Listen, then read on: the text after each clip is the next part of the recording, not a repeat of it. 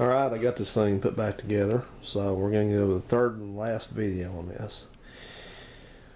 I told you I want to talk to you about the secondary side of this computer controlled Quadrajet, so let's do that. Also, one thing first, over here when you have this air horn off, this is a little thing I was showing you in the other video that operates the TPS. It fits right down in this little, there's a little hole right there. It slides down in. Let's see, when it's in there, it's kind of spring loaded, in this accelerator pump arm comes back around when it's in place and kind of fits in there and operates that. So don't lose that when you got this all part if you're rebuilding one of those. So I want to show you about the secondary side of this carburetor, and it operates exactly like any other Quadrajet. Now I told you this is an 800 CFM Quadrajet casting. So a lot of you probably thinking, well, golly, how's a 305 or a 307 engine that makes 140 horsepower, how's it going to need 800 CFM? Well, the short answer is it doesn't. So GM recognized that, and what they did is they artificially limited this to about 575 CFM, somewhere in that area. And the way they did it is they limited how far open these secondary air doors open. And that's about, you can see those are straight up, but that's probably about 60 degrees of opening. It's not 90. 90 would be, you know, if you look at the axis of this, that's about 60 degrees. And the way they did this, there's, look down in here, see where my finger is? See that little projection? See the casting right here? Watch what it does. See, it contacts that. Now, people down through time, backyard mechanics and hot rodders and stuff that had one of these terribly underpowered 307 cars, and this does not apply to like a VIN 9 307 that's in a 442 or a HO, one of those cutlasses in the 80s. This doesn't apply. The carburetor design is the same, but they didn't do this where they limited the airflow and used different, you know, some different metering rods and stuff like that, just a more high performance carburetor. Well, people knew that, and the first thing they started doing is they tried to cut this thing off right here so the air doors would go open all the way. Well, there's a couple reasons why that ain't ever going to work. It's not going to do anything for you. If you get 1 horsepower out of it, consider yourself lucky. First is that a 307 Oldsmobile, especially the later version with a pea shooter 7/8 heads on it, they will never ever flow enough air, even if you hold the throttle all the way wide open, to pull these air doors open 90 degrees, fully open. If you cut that off, they won't do it. I've tried. I had one that was worn out a little bit, was making a little bit of noise, and I didn't care if it blew up, so I sat there and just took it and cranked it open as hard as it'd go with it in park, and they'd come open about right here. You know, they didn't even go all the way 60 degrees. It was about right here was it. That's probably about 35 degrees right there. Those engines just won't flow enough air to open them that far. And people swore by that. They swore, oh man, it runs so much better. And the other thing is, I kind of pissed off that guy I was telling you about in the other video, him and a couple other people, when I showed them something about these carburetors. These carburetors, this little deal here, this is your secondary rod hanger. Quadrajets all have these, and you pull the screw out that attaches it there, and you can lift this right out, and you can swap around these metering rods. These are the secondary metering rods. They go into the jets that are in the base of the carburetor body there. And these things, if you wonder how this works, watch that little middle lever right there. Watch where that is. When these things start to open, you see how that lifts? Alright, well, this thing is attached to it. And get those back in there. I have to fish them back in sometimes. There they go. But that thing's attached to it. And so when the secondary air doors start to crack open, when that thing is screwed down, it pulls it up. That's how you get your secondary fuel flow and enrichment. So you can change these things around, but I got digging into one of these carburetors, and probably was this one. And I told those guys, I said, you know what? I said, if you'll take those secondary rods out, I said, I guarantee you've got DD rods in there. And these rods, the factory rods at least, have a small code stamped into them, like two letters, like CX, CD, CP, DD, CC, something like that, and that tells you how rich they are, lean they are. Now these are not the rods that goes in this carburetor. I don't know whatever happened to the factory DD rods. I think I was experimenting a little bit. I tried some different rods because these are awful thin on the ends. You see where they taper down? That's when these things pull up like this. Then of course the cross section gets more narrow and it permits more fuel to flow. That's how you get your secondary action. So DD rods, though, if you guys ever want, can Google them or pull them out of a carburetor, you'll see those rods are the thickest rods they make for these carburetors. And what it is, you see how short that distance is between it being narrow and thick. There's a good side view here, hopefully. See that? That's only about 60 degrees of air door opening. So what that means is, to simplify this as much as possible, that means it doesn't matter how loose you make these things. It doesn't matter if you cut this off so that it opens all the way up theoretically. It doesn't matter. The rods that are in that carburetor, those DD rods, they permit no more fuel flow enrichment after 60 degrees of air door operation. They will not do it. So that means anywhere from 60 degrees, if you make it open up 90 degrees, it ain't going to flow no more fuel because of those rods. Alright, well, people say, well, just change the rods, put some more richer ones in it like I did these, you know. And like I said, I've done this from experimentation. That's why I know it doesn't work. It still runs fine, but like I said, it doesn't matter if you go find the most rich rods with the smallest power tip on here and the smallest diameter all the way up to 90 degrees. Google that if you wonder what I'm talking about. But it doesn't matter if you put the richest rods in this carburetor. If it's sitting on that 307 engine that will not turn 4,300 RPM at wide open throttle, it's not ever going to open these things up far enough to use them. Does that make sense?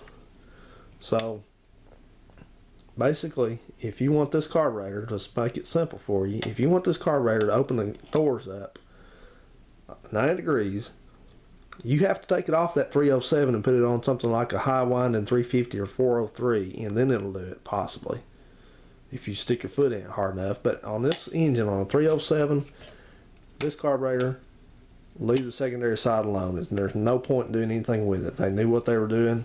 They knew the engine would not need that much fuel. They know it would never pull that much airflow. There's no point in it. Just leave it alone. So, I mean, you know, I'm not trying to talk people out of experimenting, but there's no point in it. I've tried it. And just because I tried it doesn't mean anything. If you want to try it and experiment yourself, please do. But you're going to report back that, hey, well, you know what? You're correct.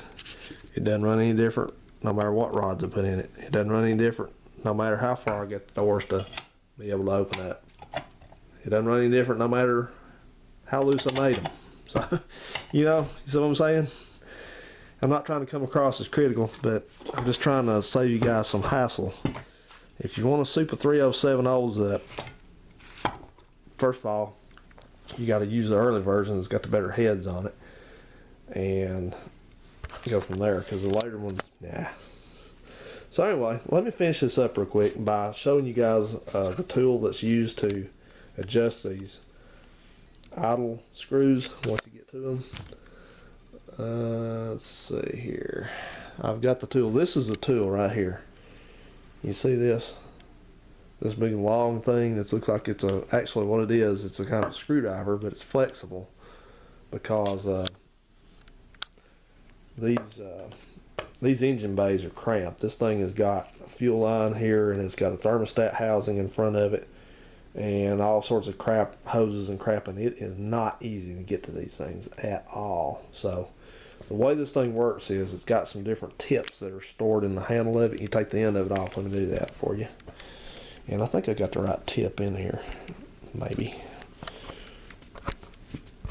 Unscrewing the top, looking in the top, looking in the top.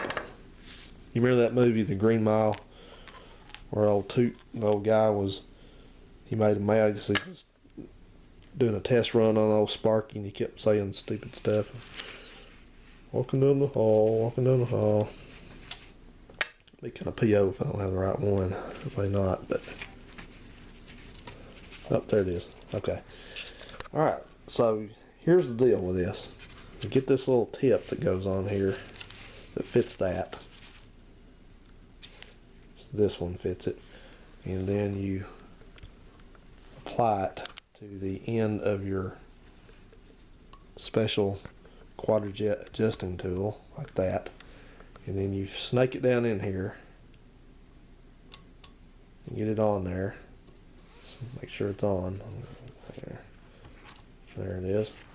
And then you stand out here with your hand outside the fan, hopefully, and you turn it and adjust it. Now, please refer back to my Quadrajet Dualjet mixture or carburetor mixture adjusting screws video to know how to do this. But that's how you do it, guys. Just adjust your little heart's content there, and when you're done, you just pull it carefully out. Try not to lose the thing on it because you have to reach down in there and get it. So yeah, that's the tool. You can go buy this at the parts store. They still actually sell them. I saw one today. Of course, you store your spare tips in there. For different kinds of carburetors, Ford and Dodge and what have you. So if you find one of these carburetors, if you decide to rebuild one, and learn how to do them, then you may actually pretty likely find one that's still got the plugs on the front of it. And I showed you in the first video how to get those off. So it's a good idea to go ahead and just get access to the idle screws, because it doesn't affect the computer at all. So okay, guys, well, that's it on these. I hope this has enlightened those of you who wondered about these carburetors. And this wasn't intended to change opinions on them. I still don't, I know what GM was trying to do with them, and I don't have a high opinion of them. Honestly, I don't think they're usable at all on anything except a stock engine. And who knows how many of those are around. They're just too hard to modify to flow more fuel. And of course, you got the computer behind the scenes there too, controlling it, and you have to modify the computer programming. And it's, you're talking about an old computer that's not very powerful anyway. It's archaic. The whole thing is archaic. And this was just basically the closest thing GM had to fuel injection without actually putting fuel injection on these engines. And that's, the thing is, they actually already had fuel injection. They had, in 1982, they had crossfire injection on the Corvette, which was just two throttle bodies, TBI throttle bodies. So they had fuel injection. It was not something they just couldn't do. They just didn't want to. This was easier, I guess. But these things have always been a nightmare to get smogged, and a nightmare to chase down vacuum leaks and running problems. I think the basic carburetor is not bad, but all the crap that's on them under the hood, just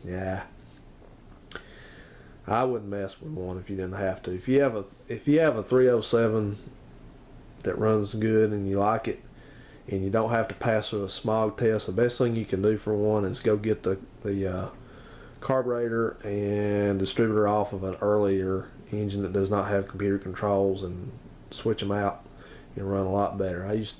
People would argue with me about that point too, and I always tell them to do that, and they'd say, oh well, no, you just get out here and tune this carburetor and it'll run just as good. Da, da, da, da. No, it won't, because I tell you what, the best thing to do in my own experience is go find a stock 350 carburetor, like off a 350 Oldsmobile and or a Buick or whatever, and put it on, switch it out, a stock old mechanical carburetor, because in the late 70s these Quadrajets were pretty leanly calibrated anyway, so lean calibration on the 350 is just perfect for a 305 or a 307.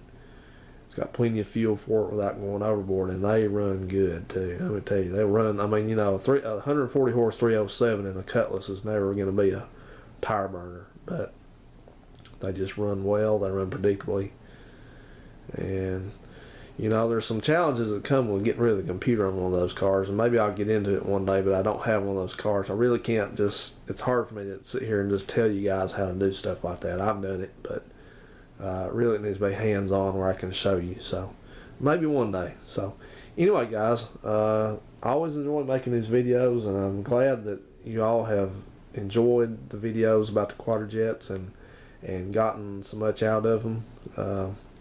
I've utilized YouTube as a medium to kind of dispel some of the animosity towards Quadrajets. I just think they're a great carburetor. This one's probably not the best example, but otherwise they're a great carburetor.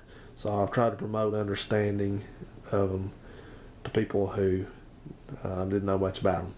So anyway, in conclusion, hope you enjoyed it, and any questions you have, please feel free. I love hearing from you guys and gals, and so yeah, hope everybody has a good one, and we'll get back on another video soon, and thank you so much for watching. See you, bye.